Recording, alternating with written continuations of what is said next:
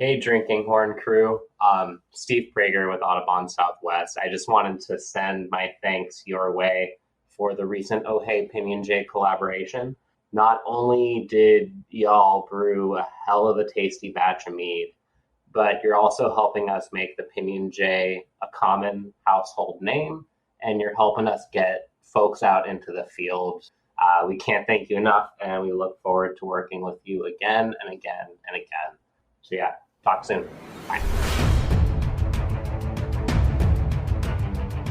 Coming to you from beautiful Flagstaff, Arizona, this is the Drinking Horn Meadcast. Join us as we take a deeper dive into mead and mead culture.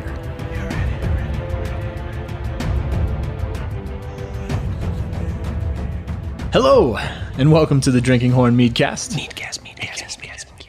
This is a podcast where we talk about mead, bees, and kick-ass Viking shit. Oh, hey, Evan. Oh, hey, Nick. What are we talking about today? Oh, hey, Pinyon Jay. Oh, hey, Pinyon Jay. Yeah, we're trying to get better about coming out with these mead casts for each of the new seasonal flavors that come out. So we've got a few on the backlog, so be patient with us. We're working on it. Why are we putting them back there on the back log? I don't know, but I don't even know how that log got there. Yeah, it just kind of appeared one day. Sometimes I do things and don't remember. It's not even Ponderosa pine. It's like, it's Eastern. Black birch. Oh, God. Where did that come from? From the Black Forest. Hopefully the one in Germany? Yes. Excellent. Yeah. So now I'm hungry for some cake. Yeah. German chocolate cake. You know what I'm also hungry for? Is some information about this mead. Oh, right. Keeping me on topic. Kind of. I didn't even know where my brain was going on that one. Yeah. That's a great thing that you bring up because it puts it back in my mind as well that we do want to kind of come out, bang, bang, bang with some of these episodes to let you guys know a little backstory maybe about a mead that's coming out or some interesting facts about it. Just feeding your thirst for mead knowledge. Yeah, every seasonal, almost at least every seasonal has a really cool story behind it, either where the flavors came from or the inspiration came from or why we did it in general, like this one. So I think those are things people might like to know. I think they would. Yeah. They're nifty. We'll call it the Nifty 50. Excellent. That means we have to keep it under 50 minutes, right? Oh, yes, for sure. Or 50 flavors. And we have to get at least 50 flavors. Yeah. And 1 minute each explanation. We're not far from 50 flavors. Yeah? I don't think so. You have a count in your head at all? No. I just put you on the spot there. Yeah. It's upper 30s. Why don't you keep the other important numbers that you have to deal with every day in your head? Don't worry about that right now. Yeah, I just lost inventory. Oh. All right, so yeah, we're talking about Oh Hey Pinyon Jay. If you don't know, it is a collaboration mead with Audubon Southwest and a couple of other people, but we'll kind of get into that. But it all really started when me and Evan came across. We were walking down a path, a single track through the aspens, and we came upon a website. We walk in weird places, okay? Yeah. Walk in weird places. What do we come across? We came across the Western Rivers Brewers Council. Hey, Evan, what did we come across? We came across the Western Rivers Brewers Council. Woo, woo, woo. Woo, woo. And their big main focus is in water conservation and brewing. Yeah, they're looking to get... it started off with breweries until we came along. Yeah. Breweries getting the word out and about water sustainability here in the West, the Southwest, and alcoholic beverages rely on water. We all know by now that mead is a minuscule amount of that water, but alcohol beverages do rely on good, reliable water sources, and so it is important to us. As an industry and not just personally, which we cover both. Right. Because even though we're comparatively compared to other alcohols, mead uses very, very little water, it still needs water. Mm-hmm. So we want to make sure to keep that nice, tasty stuff around as long as we can. That and I need water. Do you? Yeah? I do. You drink water every once in a while? I do. I remember that stuff. Yeah. It's the clear, refreshing. No, I'd love water. I drink so much water. Yeah, so we came across the Western Rivers Brewers Council and got in contact with the main man over there, Stephen Prager. Awesome dude down in Tucson who is working his butt off to get the word out on all these different issues. Yeah. And they're important. I mean, the whole being that I was a fish biologist beforehand and worked almost entirely in conservation efforts, we always wanted Drinking Horn to be able to support that same sort of thing and be working in conservation efforts, whether it was water, bees, fish, or in this case, the boids. The boids. Hey, look, it's a little boidy. Oh. Yeah, absolutely. I mean, that's why I think I just startled some people right there, just yelling in the mic. He gets so excited about the birds. Excited, yeah, and about the water too. Nick is for the birds. A lot of times I am. Go birds. Go Cardinals.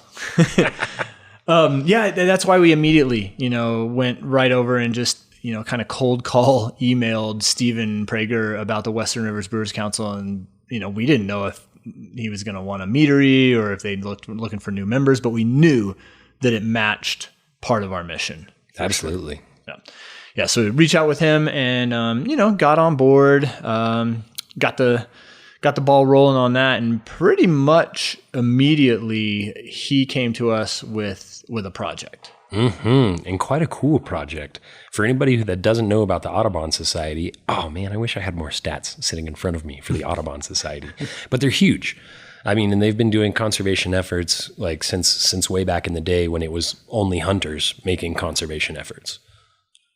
Yeah. Yeah, it's I mean, everyone knows when you hear Audubon, you've heard of it at least. Yeah. It's a nonprofit that's working towards ecological issues and they're intimately tied with birds. Yes, definitely. Birds being their main focus for sure. Yeah, they were actually incorporated, I'm looking right here now, in 1905. Badango. Wow, over 100 years young. 100 years young. 117. 67, yeah, 117. They can drink. That's crazy. They can, yeah.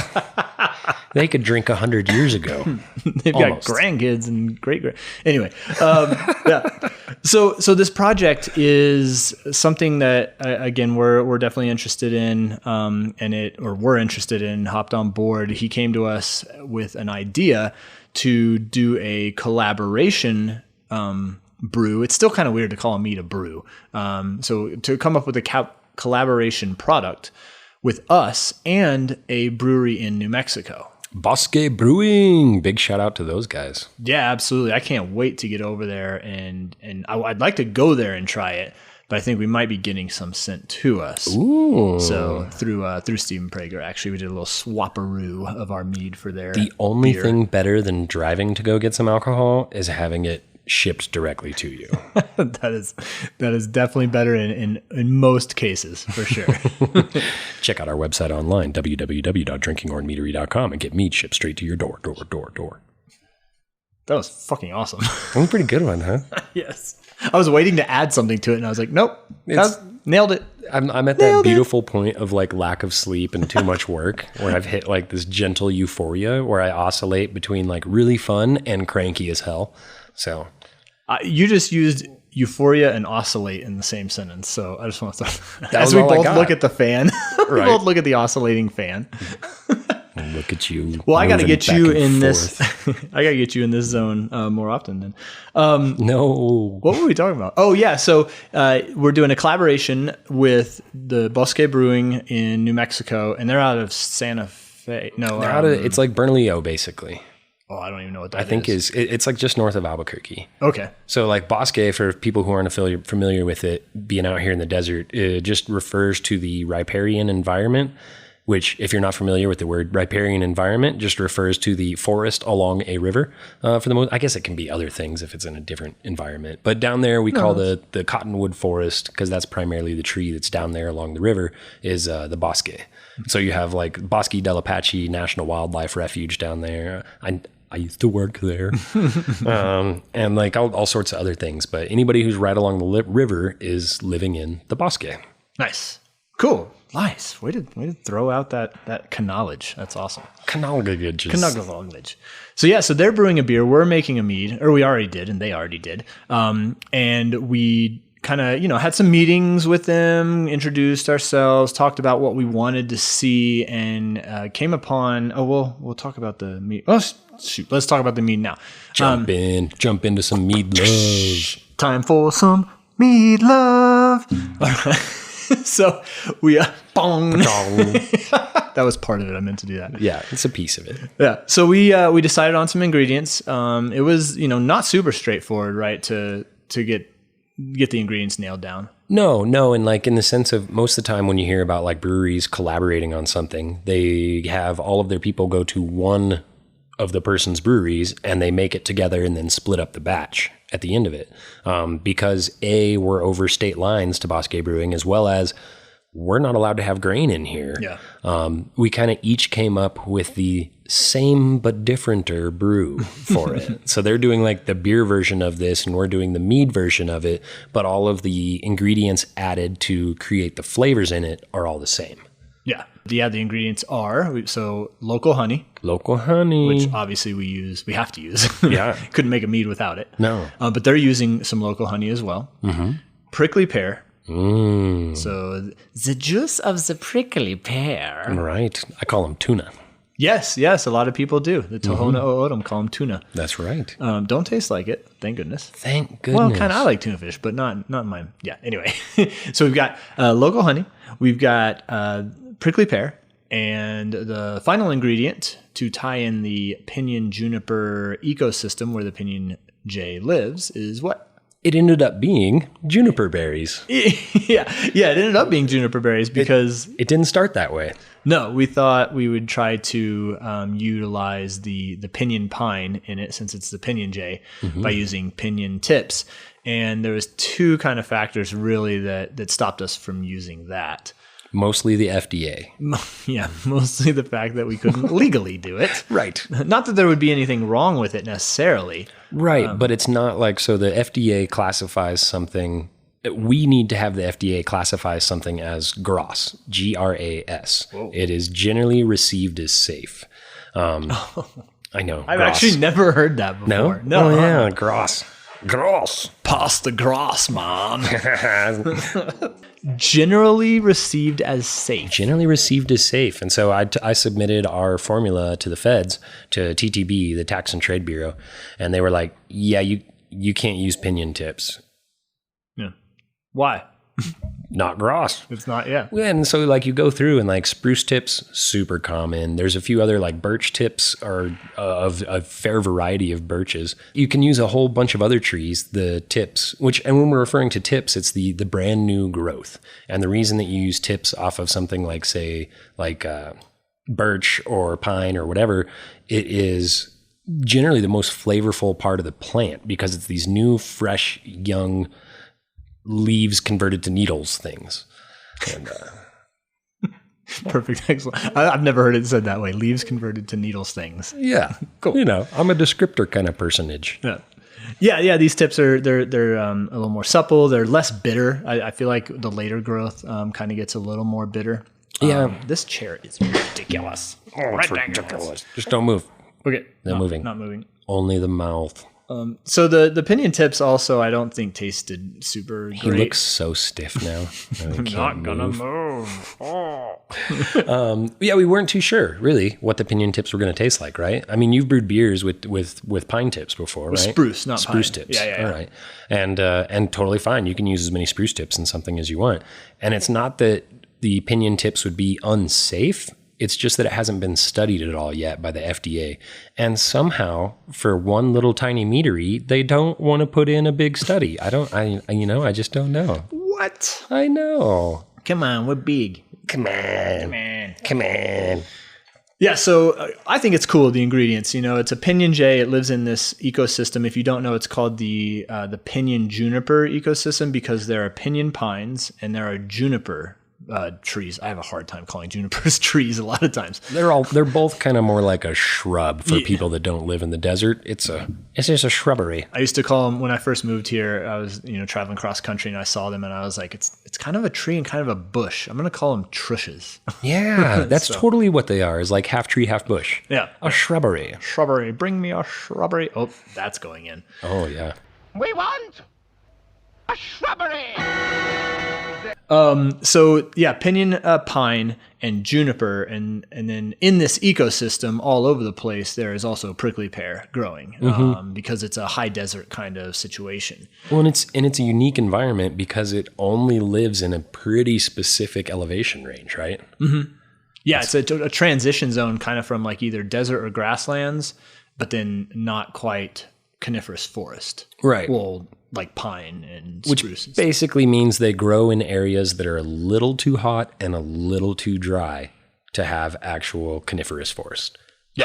Pine needle forests. Yeah, it's kind of funny because they are conifers. But they are, but they're just they're not the big tall like pines that we're used to. It's not what you think of as a forest. No. So anyway, Google a photo. Yeah, Google a photo. You'll see what we're talking about. Or go to the show notes and click on this link. It is a narrow band. Like what here in Arizona, at least most of the time, it's like 4,500 feet to maybe 6,500 feet. I wouldn't argue with those numbers. No. Yeah. I mean, I'm pulling those numbers out of my ear. I mean, for those who are spatially, in elevation, I get it. That makes sense to me. I wouldn't move it at all. And it's this little band, but it is a lot. It comprises a lot of the Colorado Plateau that we're on because that elevation is very prominent. And Flagstaff, our town, is completely surrounded with PJ. I call them the PJs, Pinyon Juniper. A lot of people do. That's just because we live up on this little nipple up here. Yeah, and then it starts going down from each direction. It does. Like Arizona's pretty unique. We go from sea level basically all the way up to, as far as like where cities and everything else are, all the way up to 7,500 feet. Mm-hmm. Yeah, and so we're surrounded, by that range that you had just said. And so anyway, it surrounds us. It's our backyard, the PJs, and very unique. And it's not only the backyard of us, but it's the home to the Pinyon Jay. Yes. So it's a type of kind of like a blue jay. It's a type of jay. Mm-hmm. It is blue, and it's little. He's a little guy. It's not like those big old like scrub jays or stellar jays. This is a smaller of the jay. Yeah. And super cute. And they are somewhat of an indicator species for some of these climate change issues that are occurring.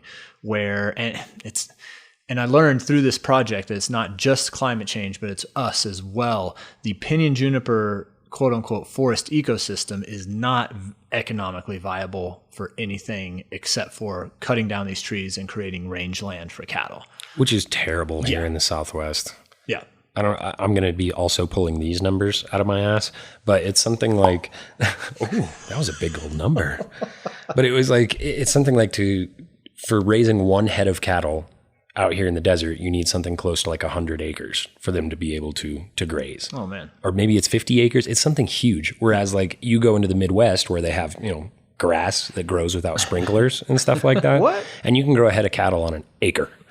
So it's just the head or the whole animal? The whole animal. Oh, okay, cool. I mean, the head grows first, I think. Oh, I think that's why they call it head of cattle, right? Yeah. That's the first part that grows. I don't know. That's crazy. Yeah. And it's not, and just to tear down these trees, and therefore completely changing the ecosystem. Oh yeah. Because these pinyons, and we talked about them, these pinyons and junipers being, trushes, not really trees, that, they're not, like I said, economically viable. People don't go and like cut it and use the wood for lumber. You can use it for fire, in your home.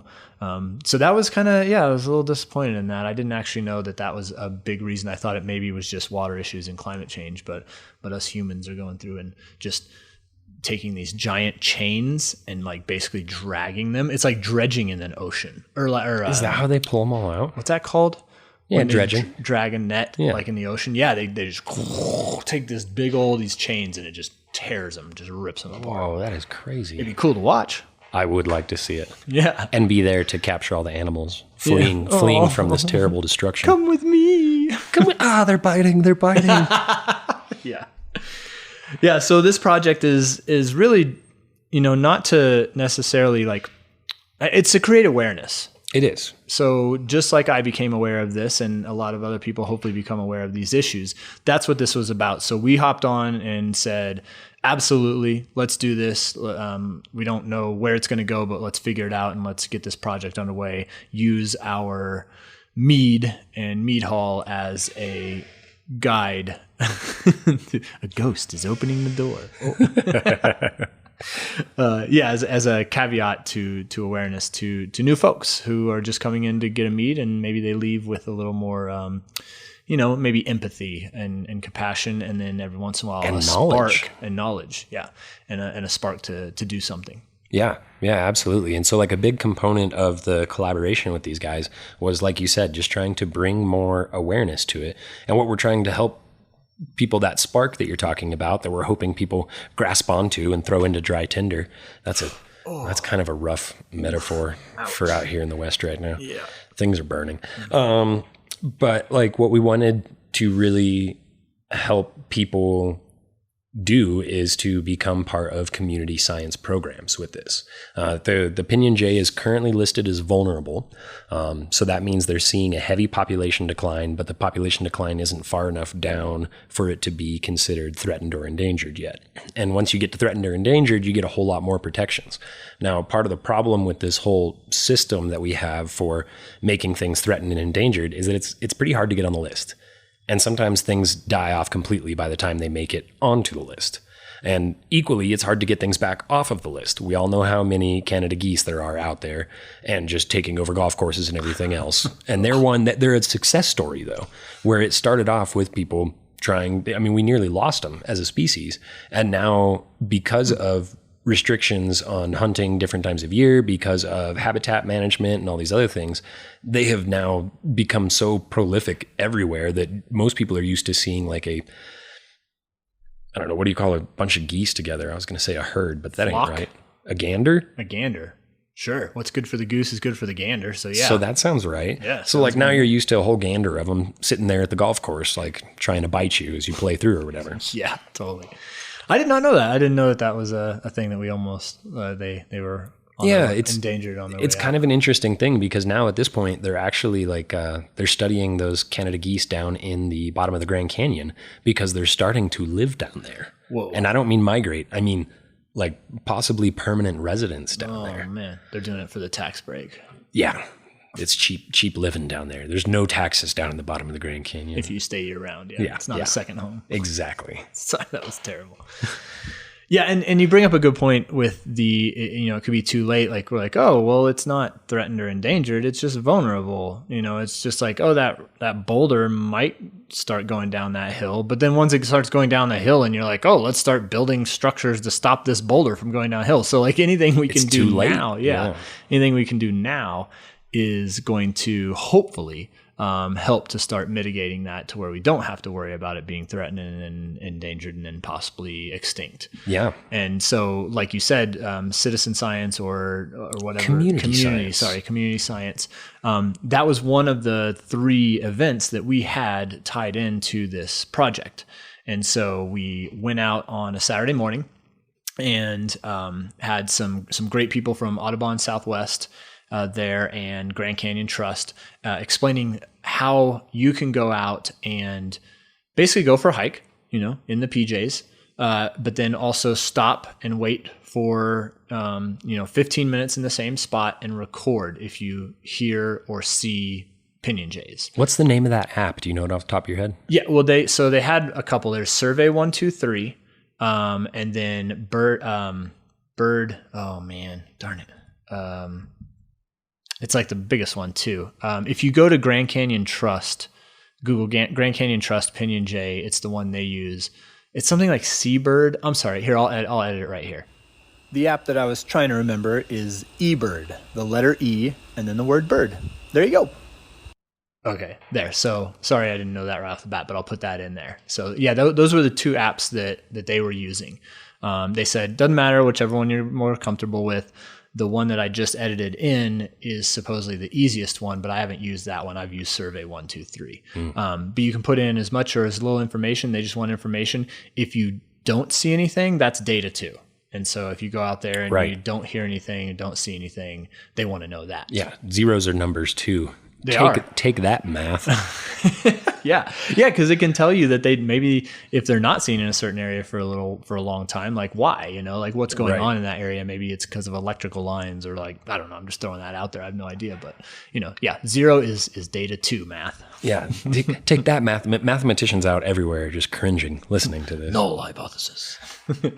Yes, that was one of the projects. The other thing we had, or one of the parts of this project, that was actually the last one. So to work backwards, we also had the first day a little sneak peek of the tasting. People came in and then they listened to a presentation from a couple of people about the Pinyon Jay, and that was great. It was a packed house. There's tons of people there. Packed. Yeah, and people that came in just for mead. Sometimes you worry about these presentations where there's people talking, and if people came in not to hear it, it starts getting loud because they're just talking. They're just there to drink mead with their friends. Right. But this was totally different. Everyone was like, "Oh, what are they talking about?" The presenter Ed was like, he was just, I don't know, he's great. He was a great talker, and it was great information, and it was so cool to see everyone just kind of perking up and like listening in. Oh yeah, to what he had to I say. wasn't there myself for any of these. Unfortunately, I was over at a festival over in Sholo, Medieval Mayhem.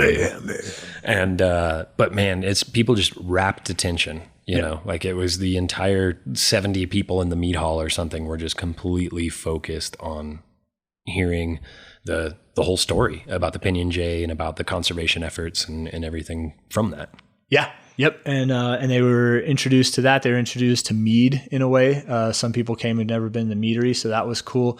And then the next day we had the mead release. Mm-hmm. And so some of those people that were there for the presentation came back so that they could buy bottles. People were definitely asking for bottles during that presentation. We played like the "you can't have me yet" kind of card. Just a little taste and tease. Yeah. So they came back and were loving the bottle.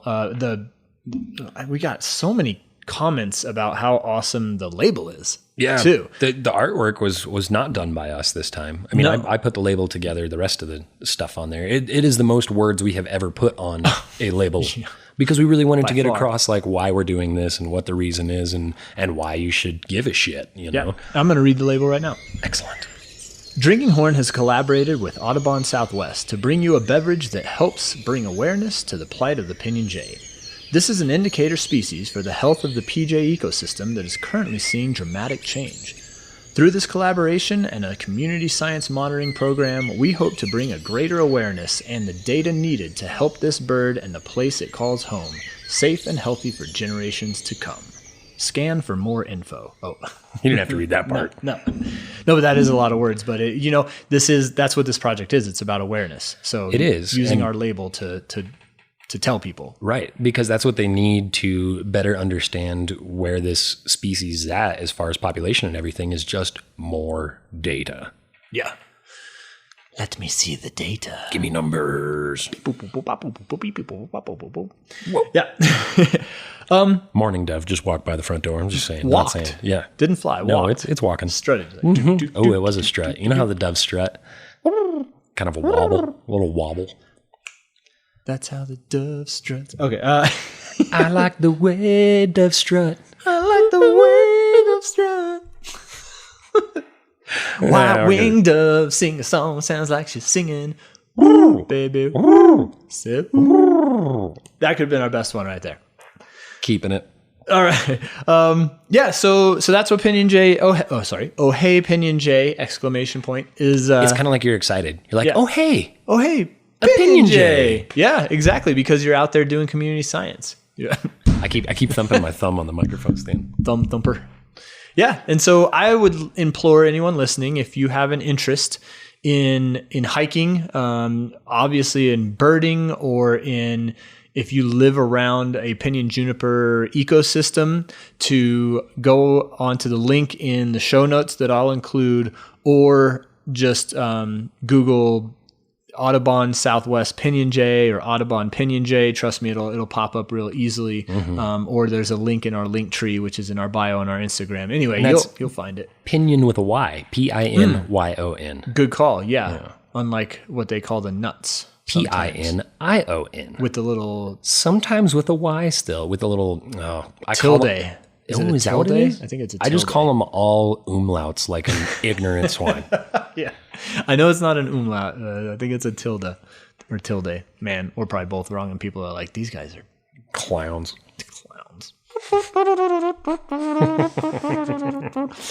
Well, speaking of clowns and juggling, we're gonna juggle our way into the outro, I think now. Well, I got one little fun note about making it. Just kidding. So I didn't know as much about juniper berries as I probably should have when we started making this, and as it turns out, not a berry. Yeah, it's a cone. What? Which we found out for sure when we put a bunch of juniper berries into our juicer and entirely destroyed a commercial juicer. Something snapped. It like shot a flew piece across all the the way room. across the warehouse. Yeah, I did not realize that they are so pulpy. And then I was like, what kind of stupid berry is this? In my classic way.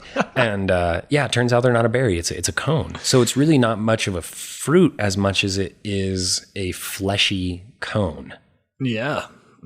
Which may not sound that different, but when you're putting it in a juicer, trust me, it's different. Yeah.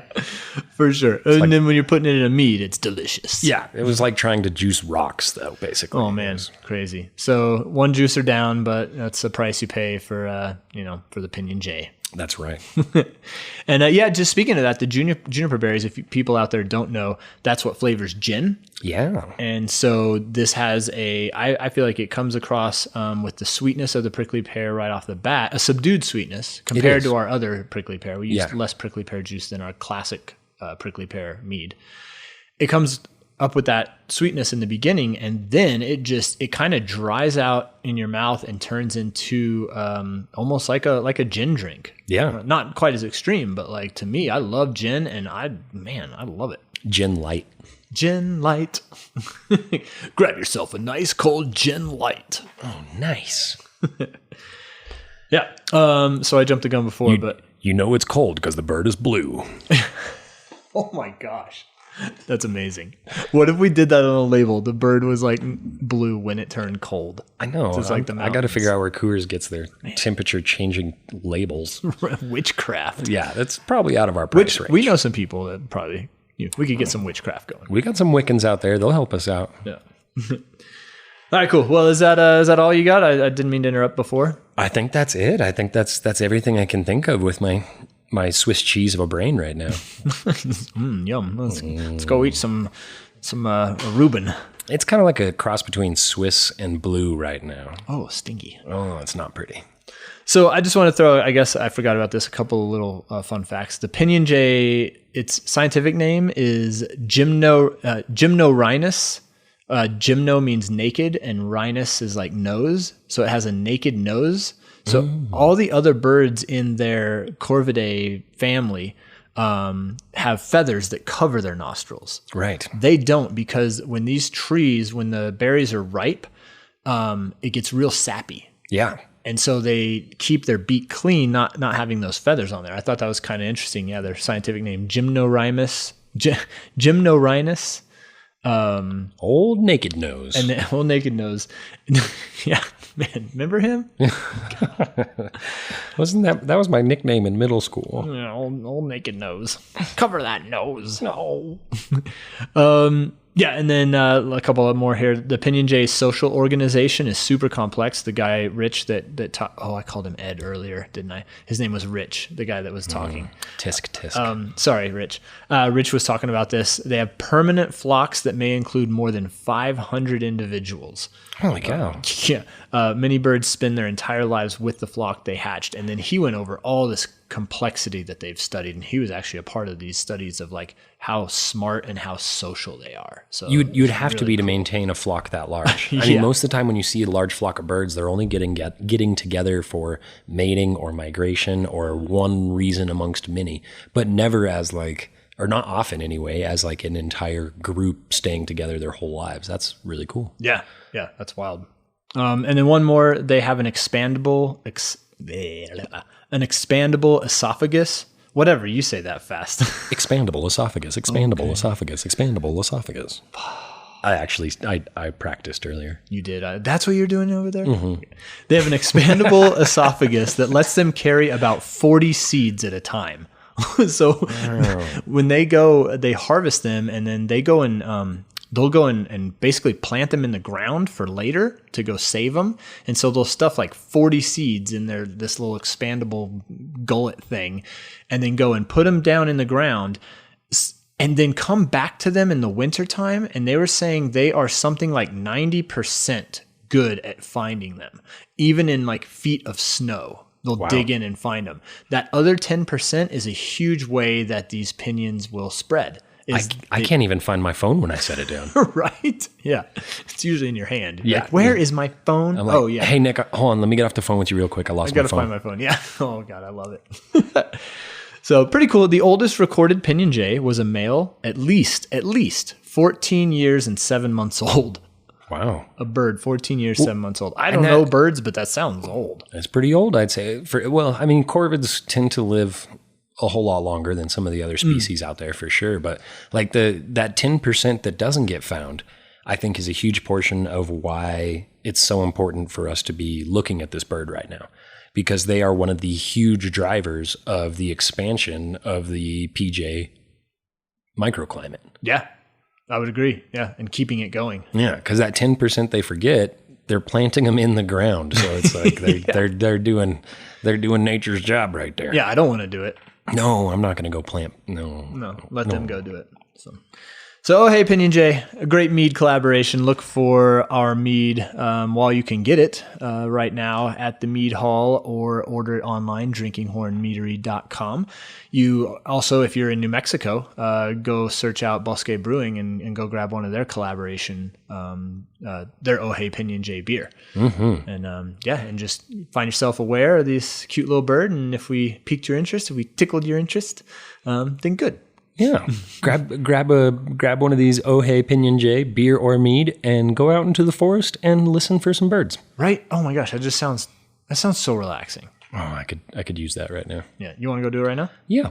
Okay, here, I got the bottle. All right, download the app's downloaded. Okay, cool. All right, Meadcast over. Yeah, Meadcast over. We're gonna go do a little community science with some mead. Thanks again for tuning in. Hopefully you enjoyed this episode about one of our releases. We'll try to do a couple more. If you did, find a way to rate and review us on whatever app you're listening to. And even better, if you've got a friend who would enjoy bees, mead, and cool Viking shit, tell them about the Meadcast. Let them know. Yeah, and then feel free to send us any questions, comments. We always love it. You can email them to me. Email them to nick@drinkinghornmeadery.com. Or you can leave a voicemail, which is really awesome. We can't wait to put some of those on the show. Speakpipe.com/drinkinghorn. Give us your questions. We'll do our best to answer them. Yeah, we'd love to. We would love to. Don't be scared. Do it. All right, cool. Well, I'm Nick. I'm Evan. And this has been the Drinking Horn Meadcast. Meadcast. Caca!